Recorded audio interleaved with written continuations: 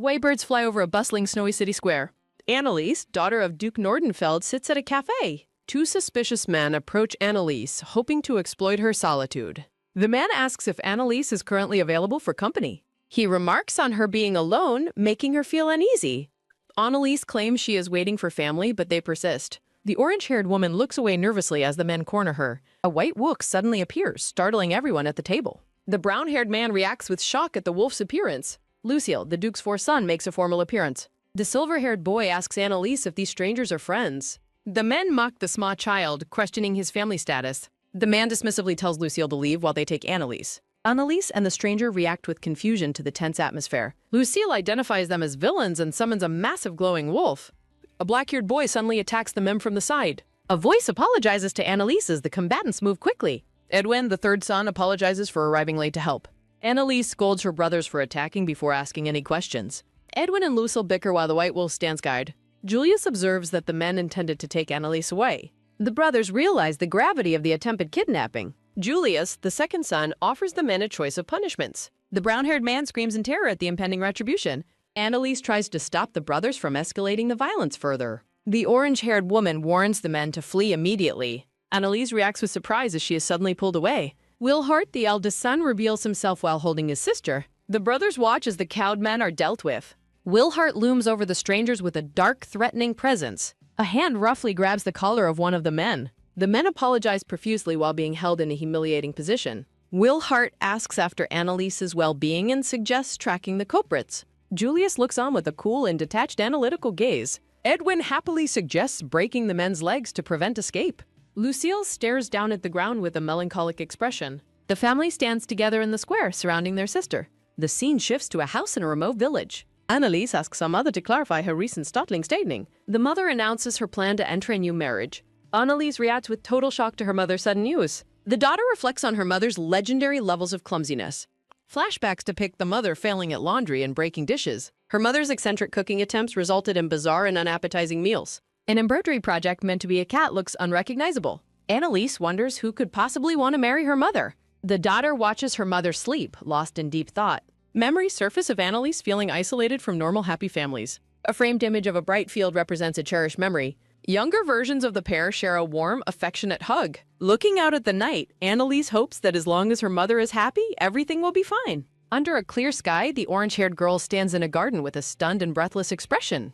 The scene shifts to a massive, pristine white mansion shimmering under the bright sun. A row of servants in formal attire bows deeply to welcome their guests. A distinguished man with silver hair is introduced as a true noble. The Duke greets Anneliese warmly while a maid asks if she may take her luggage. The Duke apologizes for the commotion, leaving Anneliese questioning what kind of strange household she has entered.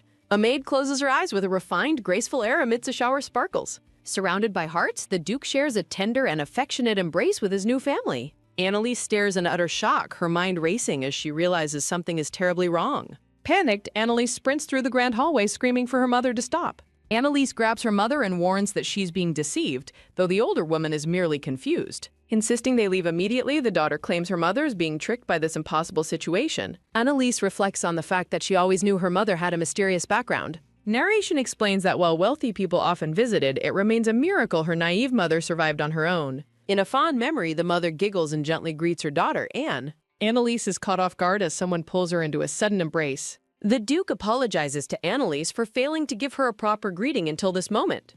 The silver-haired nobleman looks on with a solemn and deeply contemplative gaze. As the Duke begins to explain himself, he is interrupted by a stern voice calling for his father. A tall, black-haired man in a dark coat appears, making Anneliese wonder who he could be. The Duke introduces his eldest son, Wilhart, admitting he has already handed most of his responsibilities to him. A brief transition occurs as the atmosphere shifts within the Grand Palace. Anneliese is shaken by the sudden hostility of having a cold blade pointed directly at her. The orange-haired girl cowers in fear, wondering just how violent this household truly is.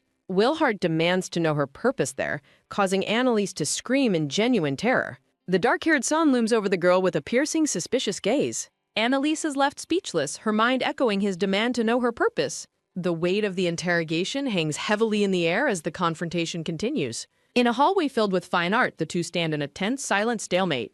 Anneliese looks back with a trembling gaze while Wilhart watches her every move. Wilhart remains skeptical, stating that regardless of her purpose, he cannot trust her. Standing amidst a field of flowers, Annalise finds the resolve to defend her family. Annalise bravely pushes the sharp blade away with a single finger, clearly unimpressed by the intimidation. The girl reflects on his earlier interrogation as she prepares to give her answer. Wilhart repeats his question with a cold intensity, demanding to know why she is in his home. Flashbacks reveal her mother's eccentricities and a memory of the Duke excluding them from a birthday party.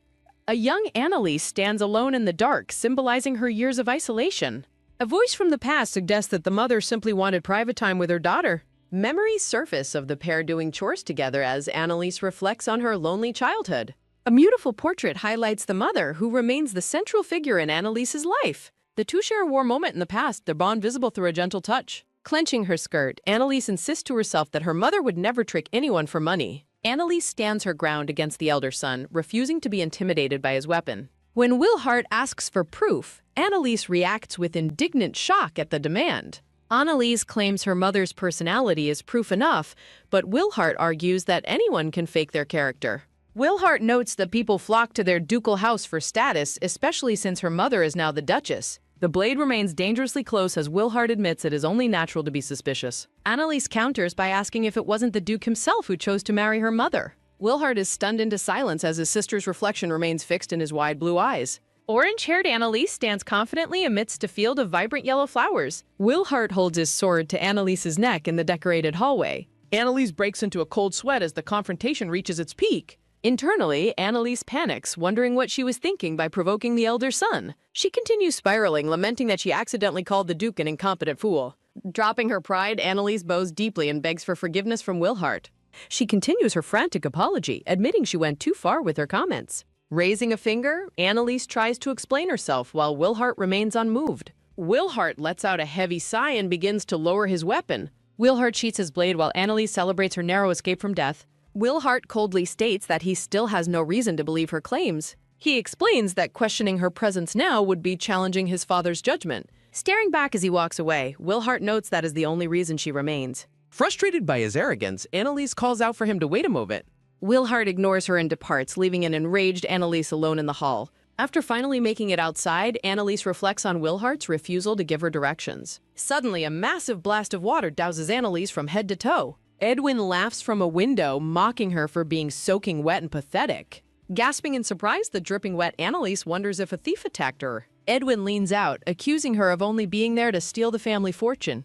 Annalise recalls the cold interrogation she just endured from his older brother Wilhart. Edwin continues his verbal assault, claiming the Duke isn't bored enough for commoners. The young boy laughs triumphantly, clearly enjoying the chaos he caused his new sister. Fed up with the disrespect, Annalise slams a metal bucket onto Edwin's head. As Edwin screams in shock, Annalise stands over him with her hands on her hips. Edwin struggles with the bucket over his eyes, calling her a total brat. Retorting that he is the brat, Annalise asks if he thinks he'll get away. The sudden realization of the consequences causes the black-haired boy to freeze in terror. Annalise leans in with a smug grin, asking if he minds if she tells father. Edwin panics, begging her not to involve the Duke in such trivial matters. Annalise points a finger at him, scolding him for starting the fight in the first place. From a distance, Lucille watches the commotion with a maid standing close behind him. Lucille lets out a sad sigh as the maid offers a hollow apology. Looking hesitant, the young boy tries to find the words to speak up. The maid reminds him that the Duke's new wife and daughter have already arrived. Lucille admits he simply wanted to greet his new mother and sister properly. The maid mocks him, accusing him of wagging his tail for commoners of unknown origin. She cruelly wonders what his late mother would say if she could see him now. When Lucille tries to protest, the maid sharply orders him not to talk back. She reminds a boy that his real mother died because you can book him. The maid looms over Lucille, asking if he thinks anyone could ever be a replacement. Looking completely broken, the silver-haired boy apologizes as the maid touches his face. The maid tells him it's natural to make mistakes while he is still so young. Leaning in, she whispers that he is actually a hopeless child who only fails. The maid closes the heavy door, leaving Lucille isolated and ashamed in the dark room. At breakfast, the Duke wonders why no one else has come to the table yet. The Duke apologizes to Annalise, assuming the others are just feeling a bit shy. Annalise becomes irritated, realizing that her brothers are actually just ignoring her existence entirely. The parents continue their meal together in a comfortable, quiet atmosphere. Annalise eats with her cheeks puffed out, clearly annoyed by the dysfunctional family dynamics. Thinking about the 5-year-old fourth son, Annalise finishes her meal. The Duke and his new wife share a pleasant morning breakfast. The Duke expresses his desire to meet the fourth son, Sue. Mother announces their immediate departure, catching Annalise completely off guard. The couple shares a tender moment surrounded by a floral background. A shocked exclamation rings out over a view of the mansion. The couple departs for their trip, leaving a stoic Annalise behind. Annalise processes her parents' sudden departure with a serious expression. Annalise asks a purple-haired maid for the location of the kitchen. The maid provides a dismissive and vague response before walking away. Annalise is left alone in the hallway after the maid's departure. Dejected, Annalise laments the cold reception she receives from the staff. Annalise reflects on the difficult social position she now occupies. She realizes the household staff find serving a former commoner infuriating. Annalise contemplates the competitive nature of the Duke's household staff. Sitting alone in her room, Annalise feels isolated and lonely. Annalise struggles with the inability to light a simple fire herself. Narration explains the mansion's reliance on magical tools for illumination. Historical text details the shift toward magic-powered tools in daily life. Annalise observes the magic lamp, unsure of how it functions. She decides to test the handbell sitting on her table. A loud ringing sound fills the room as Annalise shakes the bell. Annalise feels a brief moment of hope after hearing the boo. Annalise reaches out to touch the magic lamp in her room. The lamp suddenly emits a strange glow under her hand. A nearby maid is startled by a sudden loud noise. The maid enters to find a shattered lamp and a startled Annalise. The maid angrily interrogates Annalise about the broken property. Annalise reflects on her inherent inability to control magical tools correctly. A flashback reveals Annalise being scolded for her clumsy magic. The maid harshly scolds Annalise for breaking the expensive magic lamp. Annalise watches dejectedly as the maid grumpily cleans up the mess. Looking down, Annalise realizes her hands were cut by broken glass. Annalise wanders the bright garden after being dismissed from her room. She hears a strange rustling sound coming from the nearby bushes. A silver-haired boy attempts to hide while staying close to the ground. Annalise discovers Lucille, who immediately tells her he must go back. Annalise stares at the young boy's large, wide blue eyes. Lucille is startled when Annalise asks about his true identity. Annalise asks if he is by any chance the fourth son. The panicked boy apologizes and runs away as Annalise calls out. Annalise worries that her face might have frightened the young boy. A small gray puppy approaches Annalise from behind in the grass. The adorable creature playfully bites the edge of her long breast. Annalise gently lifts the fluffy gray puppy into her arms. The red-eyed puppy looks at Annalise with an incredibly cute expression. Annalise lets out a surprised sound as the puppy licks her face. She giggles as the playful animal's affection tickles her face. Annalise looks up in surprise when she's suddenly addressed. Edwin angrily demands to know what Annalise is doing in the garden. Edwin is about to reveal something as Annalise lets out a startled scream while holding a small gray cat. Edwin declares he is going to inform his older brother of the situation immediately. A hand suddenly covers the black-haired boy's mouth as he tries to protest the interference. Annalise looks completely panicked while demanding that the situation remain a total secret. Annalise physically restrains Edwin, insisting that he remain silent despite his attempt to speak. Annalise claims the animal is the youngest son's dog, leaving Edwin looking entirely bewildered. Annalise describes the silver-haired, blue-eyed young boy she believes is the youngest son of the house. Annalise reflects on the boy she saw, concluding that he must be Luthel. Annalise justifies her actions by thinking about how common it is to want to hide a pet from parents. Annalise pleads with Edwin to keep the secret, fearing the boy's friend will disappear if he is caught. Annalise delivers a final desperate plea for total secrecy regarding the hidden animal. Annalise clasps her hands together in a prayerful gesture, closing her eyes tightly while begging for compliance. Edwin stares at the orange-haired girl with a stunned and sweat-dropped expression. Edwin points a finger at Annalise, shouting that he refuses to be tricked by her antics. Edwin accuses Annalise of using Lucille as a convenient excuse to meddle with a person who ignores her. Edwin yells at her, questioning how he could possibly interact with someone who never leaves their room. Edwin rubs his chin thoughtfully while Annalise watches him with a confused and questioning look. Edwin runs away, shouting that he will only overlook her behavior this one time as she calls after him. A flashback shows a young silver-haired boy standing alone in a dark, cold hallway outside a grand door. The young boy, Lucille, gasps for breath while reflecting on the arrival of a new person in the house. A close-up shows the young boy's wide, fearful eye as a voice harshly demands to know what he is doing. A maid with blunt bangs stands over the trembling boy, scolding him for leaving his room without permission. The maid cruelly reminds the apologizing boy that his very birth caused his mother's death. The maid claims the Duke only lets the boy stay in the mansion out of pity for his late mother. The maid pauses her lecture, looming over the child as the oppressive atmosphere deepens. The maid leans in and maliciously suggests that the boy will be discarded once his older brother inherits the title. The maid points out that the boy's brothers never visit, instructing him to be a quiet, good boy. The maid denies the boy dinner as punishment and forces him to promise to tell his brother that everyone is kind. A close-up shows the maid's cold, menacing gaze as she dictates the lie the boy must tell. The maid uses her hands to physically force the boy's face into a pained, artificial smile. The maid claims she is the only person on the boy's side while he stares blankly with forced joy.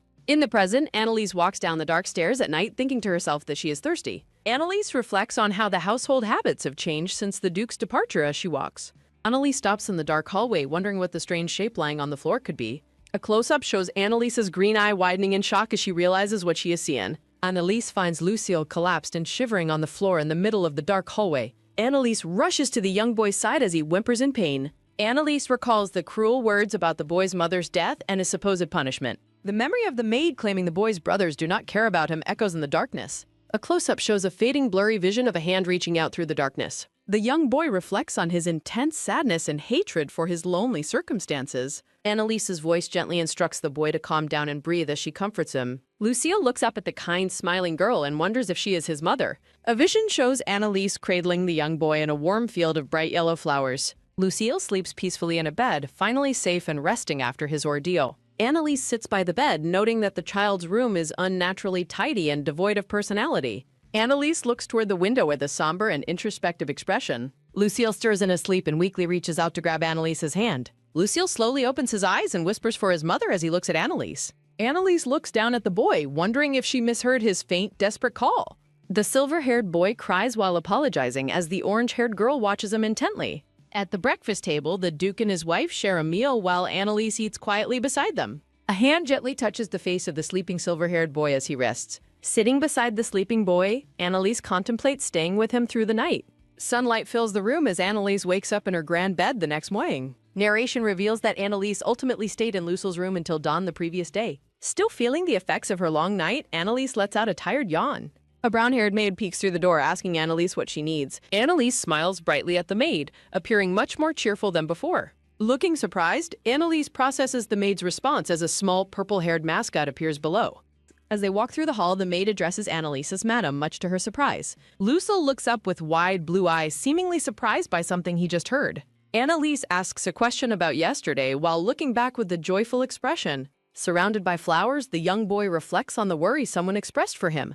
Standing by the doorway, Lucille begins to explain his actions from the previous day. Fidgeting with the laces of his shirt, Lucille shyly tries to thank Annalise for her kindness. The maid reacts with mild surprise as Annalise watches her with an expectant look. The maid acknowledges the situation with a calm but serious expression. Annalise beams with a wide smile, stating that she understands the maid's point.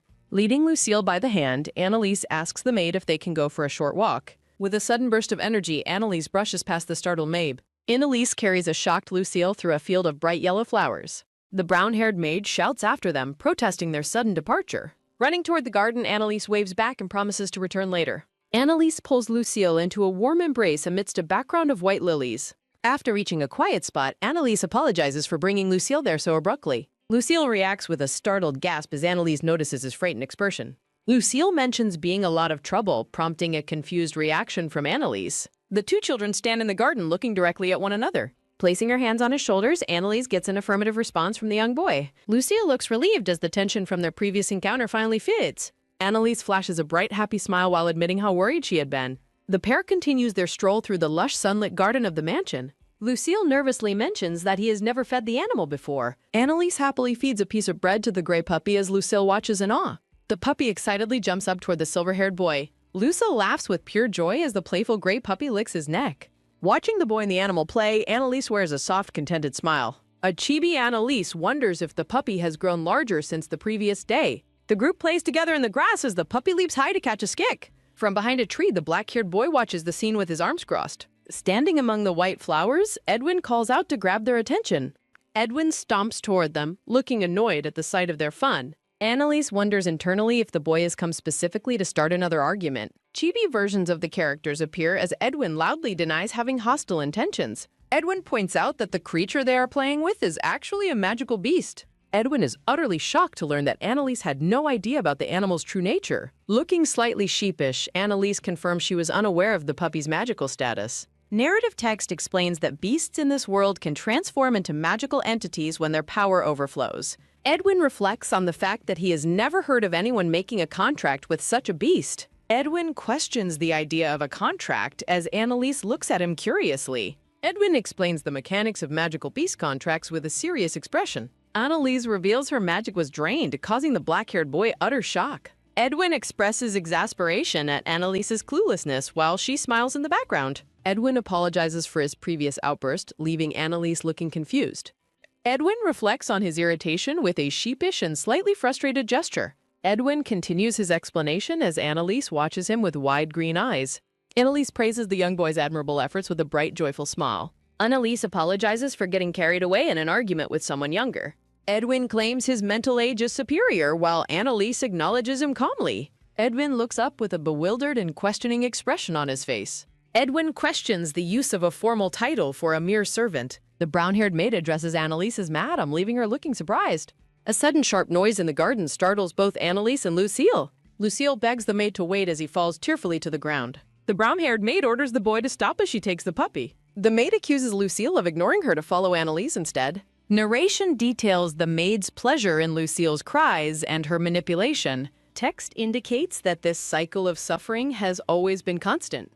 Annalise embraces the silver-haired boy, contrasting with the maid's previous treatment. The maid expresses intense resentment toward Annalise while grabbing the boy's clothes. The maid stands over a sobbing Lucille in a dark and messy room. The maid commands the crying boy to stop his noise immediately. The maid asks the young boy if he believes he is bullied.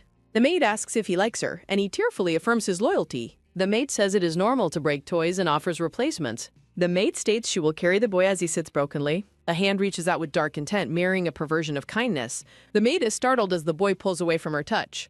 Lucille looks up in fear as the maid stands tall before him. The boy accidentally breaks a bell, causing him to recoil in sudden terror. Lucille is horrified as the bell shatters on the floor of the room. The boy stares at the broken pieces of his mother's gift in despair. Lucille cries intensely over the shattered remains of his mother's precious gift. The boy screams in emotional agony while the maid watches with satisfaction. A close-up of the maid's eye reveals her cold and manipulative nature. A massive magical beast suddenly appears behind the distressed silver-haired boy. The red-eyed beast growls at the maid, who begs it for mercy. Edwin lets out a terrified scream as he witnesses the monster's presence. Edwin is horrified as the beast attacks the maid while calling for Lucille. Edwin rushes into the room and calls out the silver-haired boy's name. Edwin checks on the boy as the large red-eyed beast limbs nearby. Edwin realizes the creature is a magical beast protecting the silver-haired boy. Lucille remains motionless on the floor as the scene shifts to his perspective. A hand reaches out toward the growling beast in the dark room. The beast growls aggressively as Edwin cowers in fear for his life. A close-up of Edwin's eye shows his absolute terror in the beast's presence. Close-ups focus on the intense expressions of the characters during the confrontation. Annalise steps in front of the beast, shielding Edwin from its aggression. Annalise smiles warmly at the beast, reassuring everyone that it is safe. Lucille looks out at the gray sky during a rainy day. Narrating his past, Lucille recalls finding the collapsed beast outside. A hand reaches down to touch the small gray apple. The red-eyed puppy licks the face of the silver-haired boy. Lucille explains that he played with the beast in secret. Sitting in the garden, Lucille asks if the creature is lonely. A hand gently pets the head of the gray beast. Embracing the animal, Lucille notes their shared sense of isolation. The boy and the puppy share a quiet, affectionate moment. Lucille appears deeply moved while spending time with his new friend. Annalise holds the gray beast close to her face. The puppy bites Annalise's arm, causing her to grunt in pain. Looking at the puppy, Annalise wonders if the creature is lost. Edwin reacts with shock while Lucille cowers behind him. Lucille stares in horror at the injury on Annalise's arm. Edwin rushes to check on Lucille as the boy cries. Edwin asks if Lucille is all right while the boy remains dazed. Blaming himself for the injury, Lucille begins to sob uncontrollably. Annalise turns around to disagree with the boy's self-blame. Seeing the reflection of the children, Annalise continues her denial. Annalise reassures Lucille that the incident is not his fault. The gray beast's teeth sink deep into Annalise's bleeding arm. But guards and the maid burst in, asking if Lucille is safe. A guard accuses the magical beast of attacking the young master. Annalise shields the cowering Lucille and the growling magical beast. Annalise blocks the guard, telling him to wait and stay back. Standing defiantly, Annalise protects both the boy and the creature. The guards and maid express total confusion at Annalise's actions. The maid realizes the situation and immediately blames Annalise. The maid accuses Annalise of beguiling the master and being suspicious. The maid aggressively demands confirmation that Annalise is the culprit. Annalise looks down, sweating as she considers the consequences. Annalise worries that the wrong words will cause Lucille to suffer. Vil arrives, asking for an explanation as Edwin defends the beast. The guards and maid bow respectfully as the tall man enters. Vil surveys the room as the beast growls at the newcomers. The massive gray beast looms near the black-haired man. The maid points at Annalise, claiming she allowed the beast inside. Vil inspects the injury as the maid accuses Annalise of beguilement. Lucille shouts out to deny the maid's false accusations. Vil turns his cold gaze toward Lucille and demands an explanation. Lucille and Edwin sit among the debris, unable to find words. Lucille claims the beast is his friend, surprising the elder brother. Vil stares silently at the growling animal on the boar. Lucille wonders how things escalated as he tries to explain. Vil addresses Lucille regarding his claim about the beast's friendship. The tall man stands over his younger brother in the silence. Vil points out that Lucille's actions caused injuries and trouble. Vil asks if Lucille understands the severity of the situation. Lucille bows his head and acknowledges his brother's stern words. As Vil stands over the boys, Annalise watches with internal confusion. Vil notes her severe injury and orders her to get treatment immediately. Annalise loudly rejects the idea that her own physical condition is currently a priority. Lucille and Edwin look up in shock as she questions the blame placed on the boy. Panels show the injured maid and Vil as the situation becomes increasingly unbelievable. Annalise defends the silver-haired boy despite Vil's warnings of her collapsing from blood loss. The girl criticizes the man for expecting too much responsibility from someone as young as Lucille. Vil rubs his head while explaining the heavy burden of duty within a ducal household. Annalise shows her bleeding arm while arguing that he never taught the boy how to handle responsibility. The orange-haired girl defiantly claims she does not care about his family's reputation or house. Annalise asserts that Lucille's well-being should have been the man's primary concern above all else. Vil and Edwin are left speechless by the girl's fierce emotional defense. Annalise turns away, sweating as she senses her strength finally beginning to fade. A close-up of the girl's eye reveals her vision is failing as she becomes lightheaded. The man looks at her with sudden concern as her consciousness starts to slip away. A blurry memory of the man mentioning things he cherishes crosses her mind. Annalise collapses into Vil's arms as he frantically shouts her name in alarm. The orange-haired girl falls back, completely unconscious from her significant blood loss. Vil catches her while the beast growls and Lucille pleads for restraint. The black-haired man prepares a magical vial to deal with the aggressive creature. Vil uses magic to shock the beast and orders its immediate imprisonment in a cage. Vil commands his subordinates to move the silver-haired boy to a different room. A guard bows respectfully while asking about the young master's current status. Looking down at the bleeding girl, Vil orders a doctor to attend to her in a guest room. The man carries the unconscious girl down the hall in heavy, echoing silence. A lingering memory echoes of Annalise demanding he care for Lucille before anyone else. Vil stands among blue flowers as he contemplates the name Will. The scene shifts back in time to show a young, black-haired boy standing alone.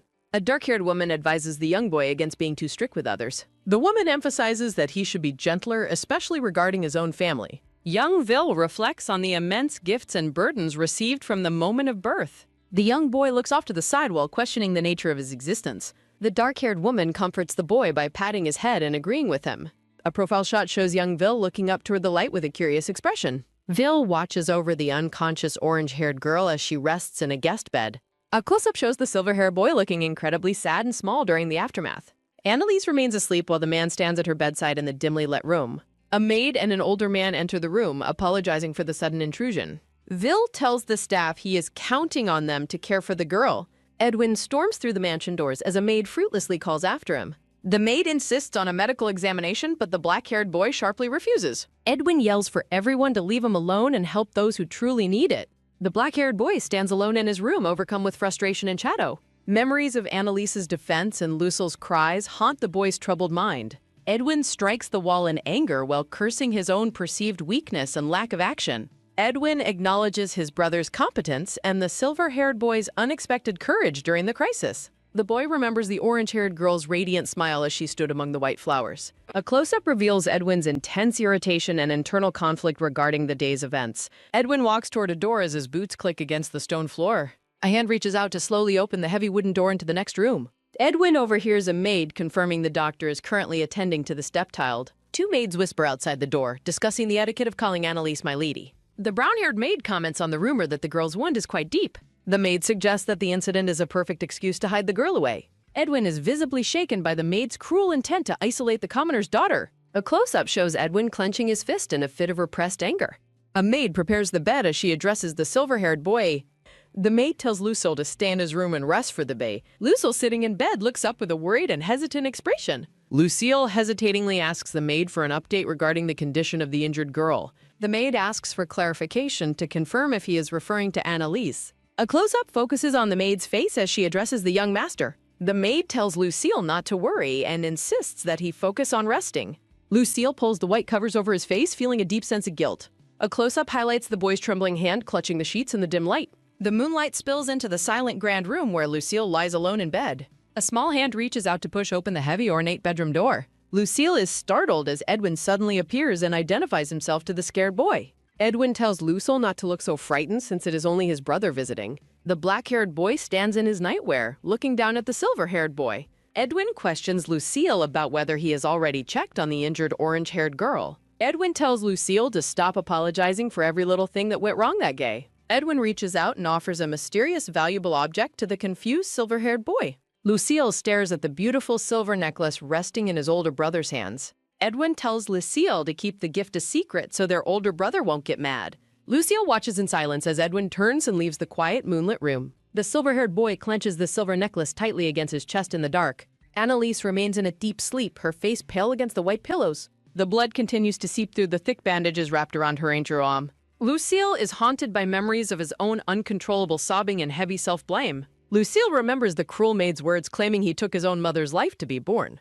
A broken bottle lies on the floor, symbolizing the boy's belief that everything precious breaks. Annalise's fierce defense of the boy's innocence flashes through Lucille's frantic and troubled thoughts. Lucille prays by the bedside, begging for the orange-haired girl to get better and wake. Annalise begins to stir as her consciousness slowly returns in the middle of the night. A faint smile touches Annalise's lips as she internally questions if the fault wasn't hers. A vision of Annalise's radiant smile contrasts with the silver-haired boy's current tears. Lucille leans over the girl, desperately wishing he could hear her voice once more. Annalise wakes up and stares in disbelief at her perfectly healed and unbandaged arm. The girl sits up with a start, letting out a shocked exclamation at her recovery. Annalise examines her arm and realizes all of her severe injuries have completely vanished. Looking down at her bed, Annalise is surprised to find Lucille sleeping beside her. A close-up shows the silver-haired boy resting his head peacefully on the white bedspread. Annalise sits in the morning light, watching over the sleeping boy with a stunned expression. A close-up shows Lucille's calm, sleeping face as the danger of the previous day passes. Annalise notes with a quiet thought that the silver-haired boy's injuries have also been healed. The girl watches the sleeping boy, her expression softening with genuine and warm affection. Lucille begins to stir and rub his eye as he slowly wakes up from sleep. Annalise offers a gentle morning greeting to the boy as he wakes in the sunlight.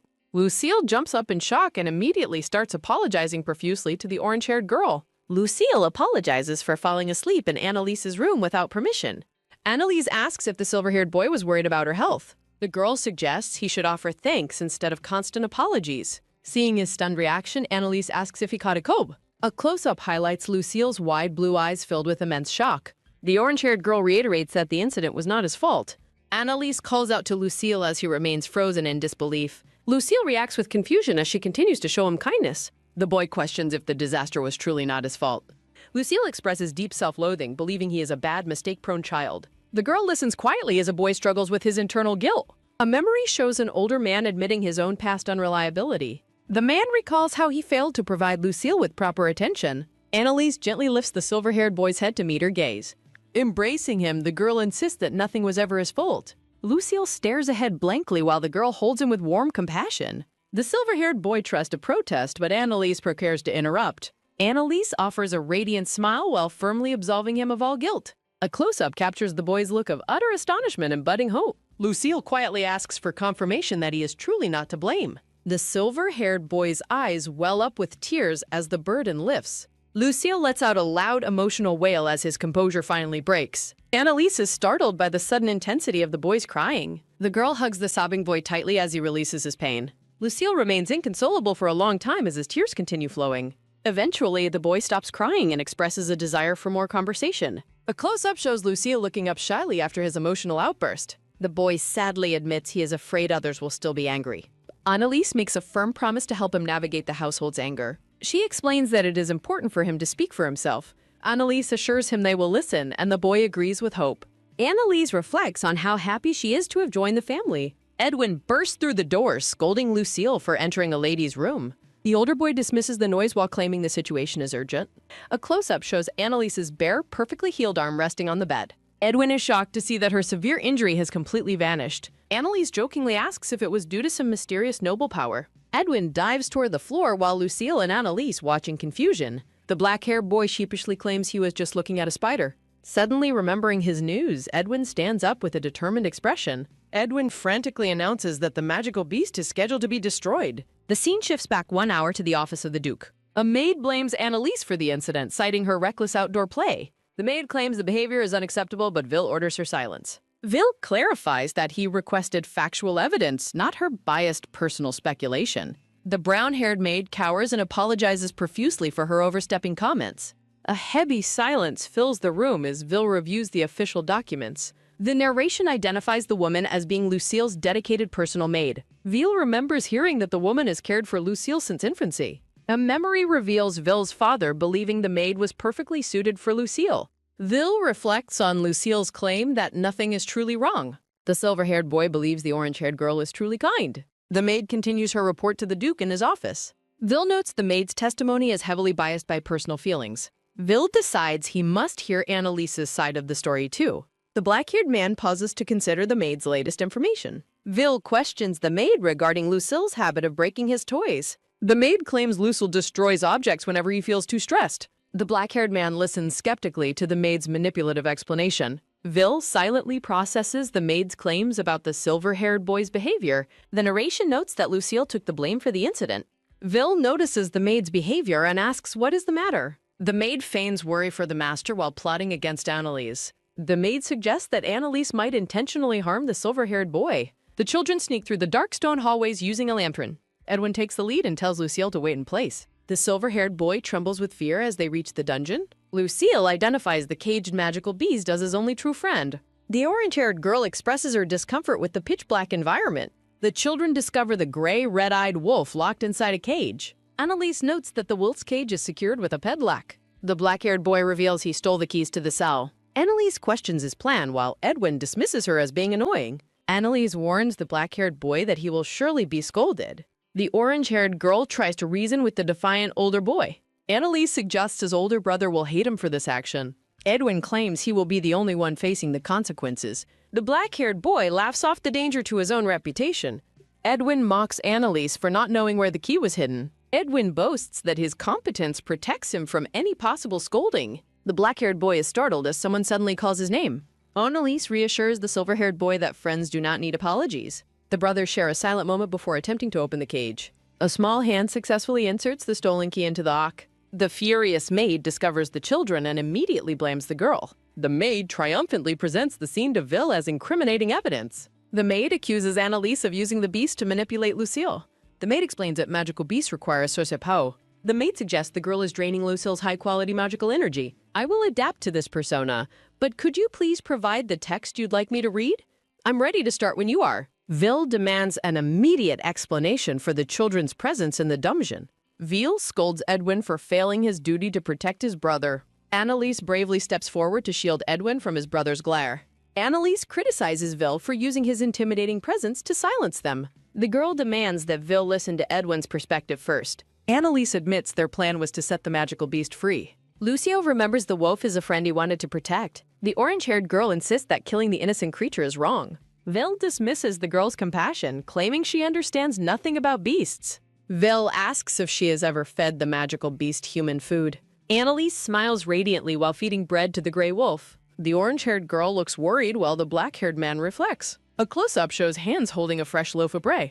Vil declares the magical beast cannot be released and must be disposed of. The black-haired man firmly states the decision has already been made. The black-haired man lets out a soft, single-word refusal. Lucille calls out to his brother while expressing his internal dissent. The silver-haired boy cries out, refusing to accept the decision. Lucille lowers his head and begins to make a declaration. The silver-haired boy tearfully insists on taking full responsibility. Lucille shouts his intent to take responsibility, surprising the black-haired man. A soft memory features a smiling woman with dark hair. Vil remains silent as Annalise and Lucille watch him intently. The orange-haired girl apologizes for her reckless behavior and lack of foresight. Annalise looks up and asks if the creature can be saved. The vision of the smiling woman lingers in the quiet atmosphere. Annalise demands that Vil teach the boy how to take responsibility. Vil turns away as the silver-haired boy watches him with hope. The black-haired man speaks the silver-haired boy's name. Vil asks if the boy truly desires to save the beast. The silver-haired boy reacts with shock while the maid stutters. Vil instructs the boy to form a contract with the creature. Vil explains that those with high magic can contract magical beasts. Vil clarifies that the contracted beast will be controlled and harmless. But tense pause follows as the man offers a final warning. Vil warns that the contractor suffers if the magical beast dies. The black-haired man asks the boy for his final decision. The brown-haired maid frantically tries to stop the silver-haired boy. The maid protests, secretly fearing her time with Lucille is ruined. Vil coldly tells the maid to stay out of the matter. The maid claims her long-term service gives her a right to speak. The maid hysterically insists she has been with Lucille the longest. The maid harbors intense, dark feelings regarding her bond with Lucille. The orange-haired girl questions the truth of the maid's intense claims. Annalise gazes at the maid with a look of deep suspicion. The orange-haired girl asks for confirmation regarding the maid's supposed care. The brown-haired maid glares at Annalise with a look of pure rage. The maid screams that she is being insulted after years of service. The orange-haired girl accuses the maid of fleeing from the danger. Annalise recounts how the maid abandoned Lucille during the wolf attack. Annalise points out the boy's fear and improper title for her. The maid desperately calls to the boy as he recoils in fear. The maid manically begs for the boy to confirm their bond. Annalise comforts the terrified silver-haired boy as the maid continues shouting. A close-up captures the boy's intense fear and realization of truth. Vil offers a rare moment of reassurance to the silver-haired boy. The orange-haired girl begins to make a quiet, personal confession. The group stands together while the maid remains defeated on the floor. The brown-haired maid stares blankly as her position in the household crumbles. Lucille reveals the maid abused him and blamed him for their mother's death. Lucille confronts the maid, expressing that he has hated her this whole time. The silver-haired boy shouts that he does not like the maid at all. Enraged, the maid screams at the boy, asking who he thinks raised him. Lord Wilhart steps in, demanding the maid stop her outburst immediately. The black-haired man tells the maid this is not a servant's concern. Lord Wilhart glares coldly, asking if he must repeat his command. Guards arrive at the scene, calling out to Lord Wilhart. The black-haired man orders the guards to restrain and remove the maid. The maid collapses in terror as the guards surround her. The maid begs for release, claiming her status with Lady Lumi. The children watch in silence as the maid is dragged away screaming. A small gray wolf looks up at the black-haired man. Lucille and Edwin watch as the gray wolf sits calmly on the floor. Lord Wilhart kneels to resume his conversation with the silver-haired boy. A text bubble asks the boy what he wants to do next. Lord Wilhart waits patiently for the silver-haired boy to respond. The silver-haired boy looks upward, pondering his decision regarding the beast. A gray, textured background provides a transition beat in the story. Official notes confirm the maid's dismissal in the investigation of her crimes. Annalise and Lucille walk together through a bright, sun-drenched corridor. Edwin casually discusses the possibility of losing a limb or an eye. The group stands together while discussing Lucille's lingering sense of terror. Annalise announces her decision to take care of Lucille for a while. In the garden, Lucille reaches out to pet the small gray wolf. A magical blue light glows from the fur of the gray wolf. The gray wolf jumps happily while the family watches in the garden. Lord Wilhart explains how mana influences the behavior of a contracted beast. The black-haired man asks Annalise about the status of her injury. A chibi Annalise realizes she had completely forgotten she was ever injured. Annalise explains to the man that her wound vanished overnight. Lord Wilhart listens as she mentions the boy's confusion about the healing. Annalise asks if something is wrong, but the man says it is nothing. Lord Wilhart offers a sincere apology for his behavior the previous day. The man admits he was arrogant without knowing the full story. Lord Wilhart thanks Annalise for everything she did to help Lucille. The man asks Annalise to keep a close eye on the boy. Annalise looks at the man with a stunned and wide-eyed expression. The orange-haired girl happily promises to take responsibility for Lucille. The black-haired man gazes at the girl's bright and determined smile. Lord Wilhart announces his return to work and turns to leave. Annalise watches the man walk away through the bright garden. The girl reflects that he is not a bad person after all. Annalise recalls the poor treatment she received when asking for water. A memory shows a maid walking past and ignoring the orange-haired girl. Narration notes that the treatment from the other maids did not improve. Annalise doubts that the master has heard about the servant's behavior. Busy kitchen staff rudely tell the lady to move out of the way. Annalise is startled by the frantic and loud activity in the kitchen. A maid asks Annalise to deliver a sandwich to Lord Julius. The orange-haired girl stands alone in the hallway holding the food tray. Annalise walks down the hall, suspecting the staff is dumping chores on her. The orange-haired girl looks down at the tray she is carrying for Lord Julius. A close-up reveals a solitary plain sandwich, prompting Annalise to question if this is all. Annalise remembers Lucille eating a lavish meal, highlighting the current meal's poor quality. Annalise recalls Edwin and Lord Wilhart together, emphasizing the contrast in treatment. Panic sets in as Annalise wonders if this is another case of child abuse. The orange-haired girl stops before a large ornate door, preparing herself for the encounter. A silver-haired young man opens the door and looks at Annalise with mild curiosity. The silver-haired young man reaches out and takes the tray from Annalise's hands. He turns back into the room, dismissively bidding her farewell as she tries to stop him. Annalise bursts into the room, loudly demanding he wait as he looks back at her. A close-up captures the silver-haired young man's distant and melancholic expression amidst blue roses. Lord Julius turns toward the girl, asking why she is shouting for him to wait.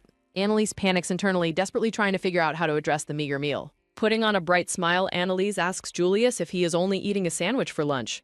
Julius tells her to mind her own business and firmly closes the door in her face. The orange-haired girl stands frozen in the hallway, stunned by the cold, silent dismissal. In the bright garden, Edwin asks if she is referring to his brother, Julius. Annalise confirms her interest while Lucille plays with the white wolf in the background. Edwin admits he knows very little about his older brother, much to Annalise's disappointment. Annalise is shocked by the lack of sibling bond, while Edwin explains Julius is a mystery. Edwin notes that Julius is even more reclusive than Lucille, leaving Annalise quite surprised. Edwin warns Annalise not to pester Julius, while Lucille happily plays with the wolf. Edwin explains that Julius stays in his room by choice, sparking more questions from Annalise. The black-haired boy looks at Annalise as the sun shines through the garden trees. Edwin shares that Julius was deeply attached to their mother and hasn't left his room since she died. Edwin adds that the relationship between Julius and their father is quite strained. Suddenly flustered, Edwin shouts, wondering why he is sharing so much personal information with her. Annalise laughs as Edwin insists he was only helping Lucille, not helping her. Annalise smiles at Edwin's defensiveness, thinking of him as a brat who acts very knowledgeable.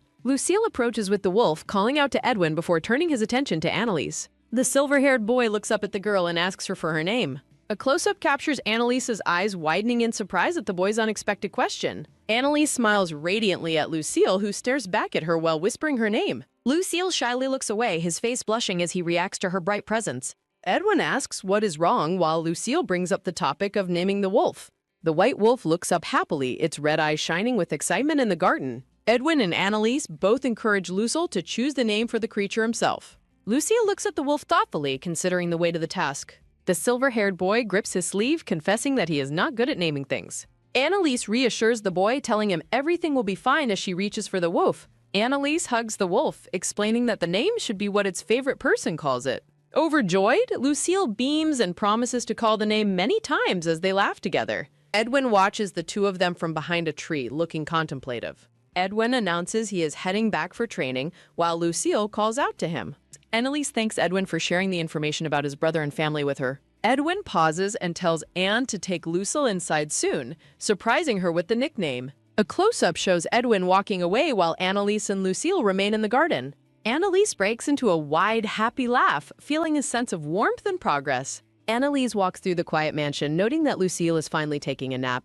Lucille gazes up at Annalise with a curious and questioning expression. Annalise looks away thoughtfully, contemplating the silver-haired boy's recent words. Annalise visits the kitchen, considering if she should deliver Julius's meal. A maid informs Annalise that Julius's personal servant has returned today. Annalise remains silent, her wide green eyes reflecting her inner thoughts. Julius harshly dismisses an intrusion, telling them to mind their business. A framed portrait displays a stepmother and stepsister from her past. While walking through the hallway, Annalise decides to maintain her distance. Annalise recalls a past argument, wanting to avoid another shouting match. The sound of music stops Annalise as she decides to return. Standing in the sunlit corridor, Annalise wonders about the source's identity. Captivated by the melody, Annalise reflects on the beauty of the sound.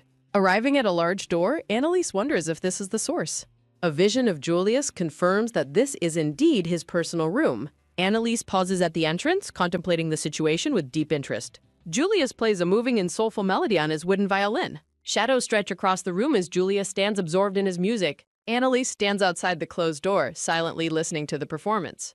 Sitting by the door, Annalise huddles close to hear the beautiful music. Annalise rests her chin on her knees, completely enchanted by the melody.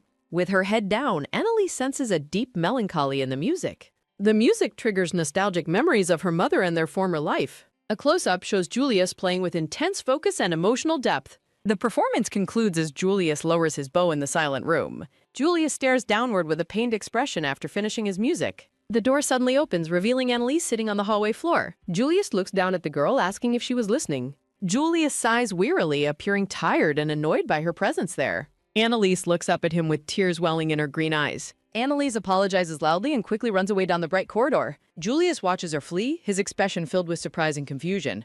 A memory shows young Julius playing violin for a dark-haired woman. The woman in the memory reaches out to pat young Julius's head. The dark-haired woman smiles warmly, her expression full of maternal love. Annalise's eyes are shown wide with a mix of shock and sadness. Julius clutches his silver hair in a moment of distress and frustration. Standing alone in his room, Julius looks deeply conflicted and troubled. Annalise walks through the quiet mansion, lost in her own thoughts. A stoic maid with purple hair watches Annalise pass through the hall. At night, Annalise sits on her bed, gazing out the window. Annalise sits alone in the moonlit room, appearing thoughtful in summer. Annalise reflects on the melancholic feeling the music left in her heart. Lying down, Annalise stares blankly, her mind filled with lingering thoughts. Annalise tosses and turns in bed, struggling with her inner feelings. The next day, Annalise peeks cautiously around a pillar in the mansion. Annalise hopes that staying hidden will prevent any more awkward encounters. Walking quietly, Annalise convinces herself that simply passing by is fine. Annalise admits her secret desire to hear Julius play the violin again. Annalise looks around confusedly while the purple-haired maid observes her silently. Lost in the hallways, Annalise wonders if she took the wrong turn. Wandering through the mansion, Annalise wonders if she is heading the right way. Annalise expresses surprise that she still has not fully memorized the house layout. A voice suddenly calling her name causes Annalise to react with a start. Annalise gasps Edwin's name as he appears behind her with a casual posture. Edwin asks what the girl is doing, while Annalise responds with confusion. Annalise stops before a pair of grand, ornate doors, letting out a soft sound. The orange-haired girl walks through a brightly lit hallway decorated with many framed paintings. Edwin teases Annalise about stealing valuables, prompting her to shout a firm denial. Edwin jokingly suggests Annalise cannot appreciate art, leaving the orange-haired girl feeling quite offended. Edwin asks if looking at paintings is fun before inviting Annalise inside the room. Entering the gallery, Edwin encourages Annalise to look around for anything that catches her eye. Annalise internally denies her interest in the paintings until she spots something that draws her attention. Annalise stands before a large red curtain frame and reflects on her previous visit there. Annalise calls out to Edwin, who responds with a curious look as he waits. The orange-haired girl points toward the curtain frame and asks what the painting is. Edwin pulls the cord to reveal a portrait of a noble family with their mother. Edwin explains that the portrait was painted while their mother was still alive. A close-up of the woman in the portrait confirms that Lucille is not included. Looking at the family portrait, Annalise realizes why the youngest brother was left out.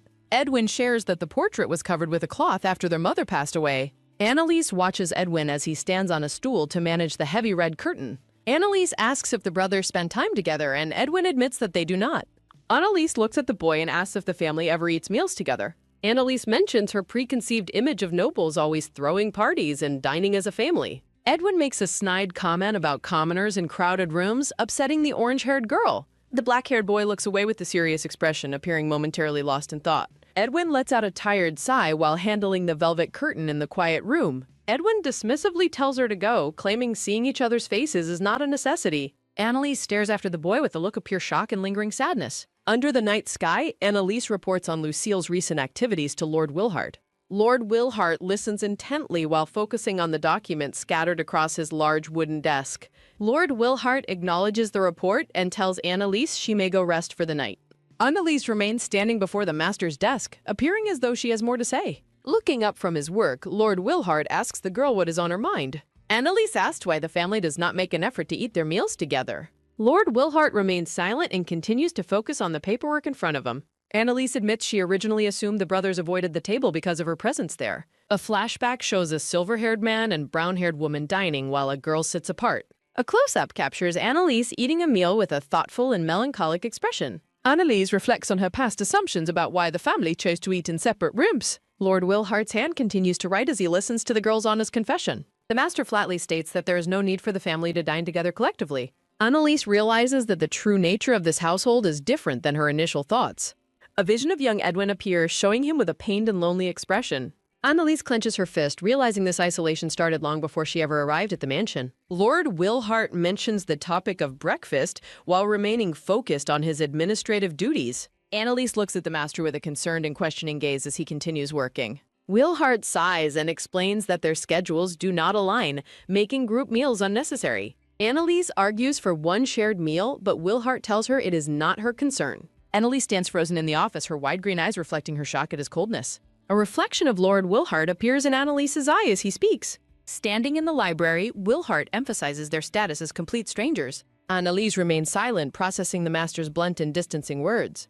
Looking away, Wilhart admits that her observations might hold some truth. Annalise bows her head, feeling the weight of the family's isolation. Wilhart expresses his gratitude for the care she provides to Lucille. Wilhart formally states he never considered her a member of his house. The orange-haired girl stands paralyzed by the master's cold final declaration. A flashback contrasts her lonely past meals with her current situation. Annalise realizes the brother's isolation is not a result of her presence. Annalise argues that the young boy deserves to eat with his family. Willhart dismisses her concerns, claiming a family gathering is simply impossible. Annalise demands an explanation while the master sighs at her persistence. Mentioning Julius, the master remains firm in his refusal to change things. Annalise challenges him, asking if their schedules are the only barrier. The orange-haired girl declares her intent to bring the family together. Lord Willhart looks completely bewildered by the girl's sudden, passionate outburst. The next day, Annalise contemplates her next move in the sunlit garden. Annalise watches from afar as the young boys play outside together. Annalise worries that Julius currently finds her presence to be an annoyance. Standing behind a tree, Annalise admits she is starting to lose heart.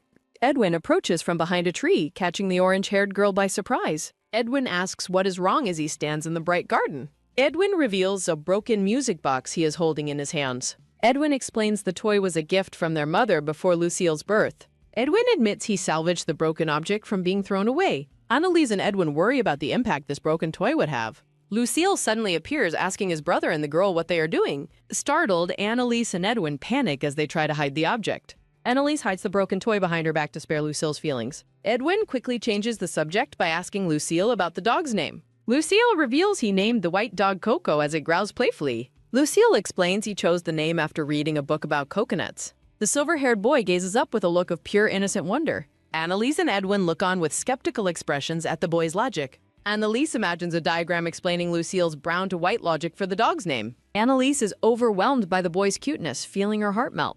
Edwin covers his face in embarrassment, struggling to handle the adorable moment. Annalise enthusiastically agrees that the name Coco is absolutely perfect for the dog. Lucille mentions that they are all Coco too as the scene brightens. Edwin calls out Annalise's name, causing her to react with total shock. The orange-haired girl stammers, struggling to explain her previous frantic behavior. Annalise claims Edwin brought a ribbon, desperately trying to maintain her cover. Holding a blue ribbon, Annalise has a sudden idea to change the mood. Edwin calls Lucille over, preparing to show him what they have done. The dog Coco rests peacefully in the grass with a yellow ball. Lucille looks incredibly cute with a small blue ribbon tied in his hair. Edwin and Annalise admire the silver-haired boy as he wears the boon. Annalise smiles warmly at the boy amidst the flowers and sunlight. Lucille looks up thoughtfully, cherishing the feeling of being together with them. Lucille smiles broadly with a small blue ribbon tied in his hair. Annalise suggests the three of them eat lunch together with Edwin today. Edwin reacts with shock while Lucille asks his brother if they can join him. Edwin's eyes widen as he processes the direct and hopeful request from Lucille. Lucille looks up with large, sparkling eyes at the black-haired boy. Edwin eventually gives in, admitting a group meal is not impossible. Edwin decides to inform Rosa the maid about the group lunch plan. Annalise clenches her hands, determined not to lose her nerve for Lucille's sake. The two young boys notice her intense expression and ask what is wrong. Annalise quickly brushes off their concern with a bright fake smile. Annalise enthusiastically resolves to try talking to Julius one more time. The scene shifts to the hallway where Annalise looks down frustratedly at her feet. Annalise looks distressed, realizing she cannot find Julius's room anywhere. A purple-haired maid startles Annalise, asking her what she is doing. Annalise reacts with a frantic jump while the maid watches her silently. The maid remains stoic while holding a tray with a sandwich. The maid dismissively tells Annalise to leave as there is nothing there. Annalise walks away, reflecting that the maid's behavior was definitely suspicious. Annalise stops and realizes she missed a critical detail about the meal tray. Annalise recalls the image of the maid holding the food earlier. Annalise deduces the sandwich was meant for someone eating at an odd hour. Annalise has a sudden revelation that the food was intended for Julius. A close-up captures Annalise's wide-eyed shock as the truth hits her. Annalise stares at a blank wall where she is certain a door should be. Looking at some stuffed toys, Annalise wonders if her room has somehow disappeared. Back in the library, Annalise argues her point while Edwin relaxes on a sofa. Lucille sits beside Annalise while they discuss the strange disappearance of the room. Edwin scolds Annalise for teaching Lucille weird rumors about the house. Annalise and Edwin look at each other with intense and focused expressions. Edwin sighs and suggests they go look for the missing room together. The trio walks down the grand, brightly lit hallway toward the suspicious spot. Edwin walks ahead and prepares to inspect the wall for hidden mechanisms. Edwin crouches down as he prepares to reveal the secret with his tool. Edwin explains that a magic tool was used to make the door invisible. Edwin shows a handheld mirror containing a glowing purple magic stone. Edwin demonstrates how to find the door by tapping on the hidden surface. Edwin scolds Annalise for failing to notice the obvious spacing between doors. Edwin suggests that her guilty conscience prevents her from seeing clearly. Julius suddenly interrupts them, asking the children what they are doing. Edwin reacts with total shock as Julius opens the previously invisible door. A close-up shows Julius's cold, piercing gaze as he looks down at them. Lucille hides behind Annalise's dress as Julius notes the boy's presence. Julius stands tall in the doorway, asking what they are doing here. Julius looks down at Annalise and asks if she needs something from him. Edwin holds up the magic tool and explains they found it near the room. Julius identifies the object as a reflection ring found outside his door. Edwin explains that the orange-haired girl was searching for Julius's room. Julius stares at them, acknowledging that she could not find his hidden room. Annalise stands paralyzed, staring at the tall, silver-haired man with wide eyes. Julius smiles coldly, stating he hid the door because he did not want to see her. Annalise and the two young boys react with visible shock. Julius claims he was just kidding while Annalise continues panicking. Julius notes he didn't set the trap but knows the owner. Julius decides to return the item as Annalise listens closely. Annalise and the boys are shocked when Julius suggests his maid. Julius apologizes for the maid's behavior, explaining she dislikes visitors. Annalise simply agrees while looking at Julius with a soft expression. Julius tells Annalise that his personal thoughts are his own business. Annalise reflects that Julius is more normal than she originally anticipated. Annalise asks Julius if he would like to share a meal. Julius acknowledges they eat separately but mentions the family's past habits. Annalise asks Edwin to take Lucille and head back first. Edwin agrees to leave while Annalise remains behind with Julius. Julius advises Annalise to be more mindful of personal boundaries. Annalise is caught off guard as Julius leans in quite close. Julius states he doesn't oppose the remarriage or have rights to.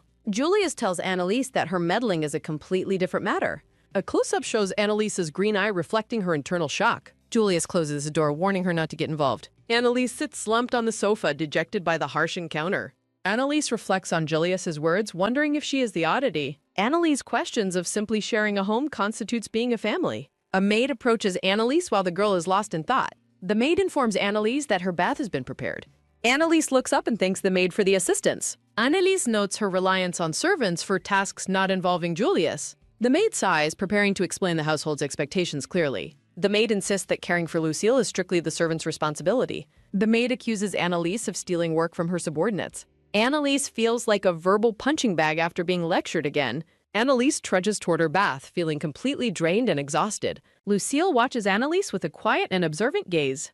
Annalise helps Lucille into the bath, telling him to raise his arms. Lucille calls out Annalise's name as she smiles at him warmly. Lucille apologizes to Annalise for being a source of trouble lately. Annalise wonders if asking servants would prevent her from being scolded. A close-up of Lucille's back as he waits for her response. Annalise realizes Edwin will likely still worry regardless of her actions. Lucille asks Annalise if her behavior is causing her actual trouble. A close-up shows Lucille's profile as he speaks to her. Annalise admits she is still learning the house's complex rules.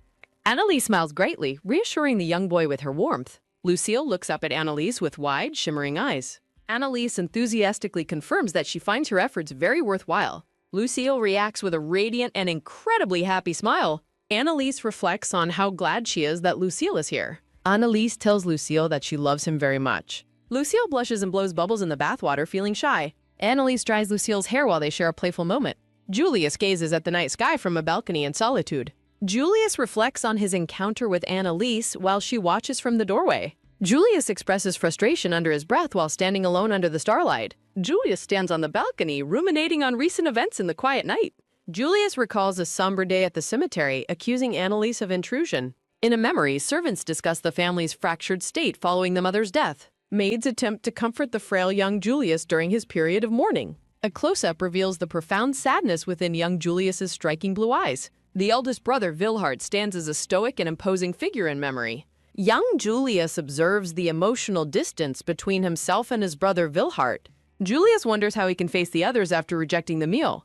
Julius remains caught in his thoughts as he adjusts his white sleeve. A hazy memory features his mother and a young child in better times. The silent piano stands as a reminder of his mother's tragic passing. Julius admits to himself that he is practically a stranger to Lucille.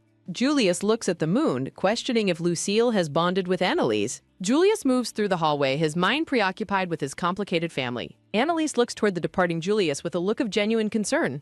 Julius remembers Annalise's tears and questions the reason behind her past sorrow. A decorative graphic provides a brief pause in the shifting narrative perspective. Young Julius struggles with his fragile health while servants offer him care. In contrast to Julius, his brother Wilhard possessed exceptional physical prowess. Wilhard is remembered as the perfect heir, a burden Julius could not carry.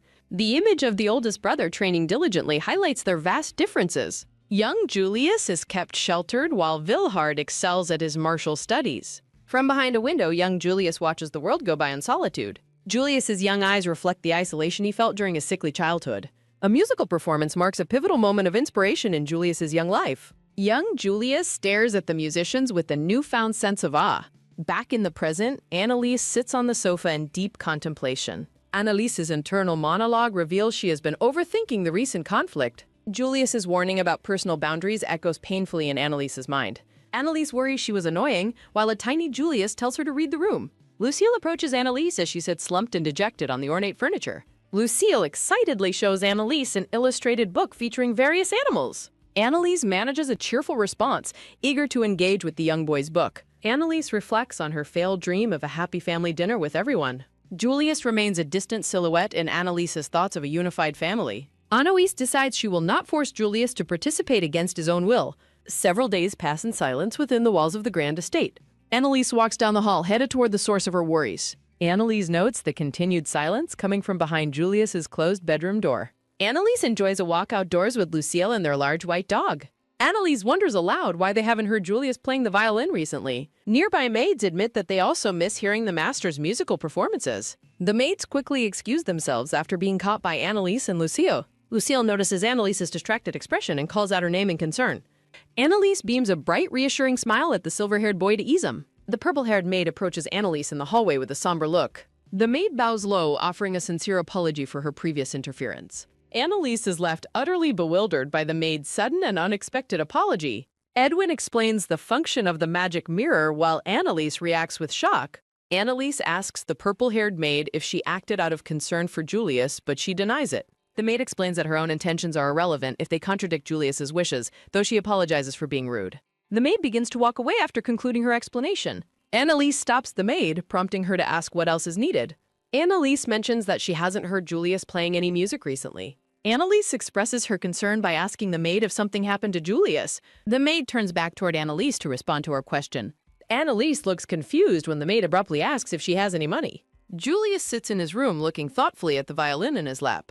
Julius hears someone at the door and asks who is there. Annalise peeks cautiously through the slightly open door into the rue. Julius looks unimpressed as Annalise greets him hesitantly. Julius begins to dismiss her, but Annalise quickly interrupts to say that is not why she came. Annalise stands in the middle of the ornate room looking at the silver-haired man. Annalise explains that she was worried something happened, like a problem with his violin. Annalise suggests that his instrument might be broken as the reason for his silence. Julius rests his hand on the violin while preparing to respond. Julius turns away and tells Annalise that she is a very bad liar. Annalise tries to defend herself, but Julius suddenly leans in and pins her against the door. Julius asks her if her mother ever taught her not to enter a man's room. Julius continues his interrogation, asking if she was taught to be so defenseless. Julius pulls back slightly, looking down with a wary expression.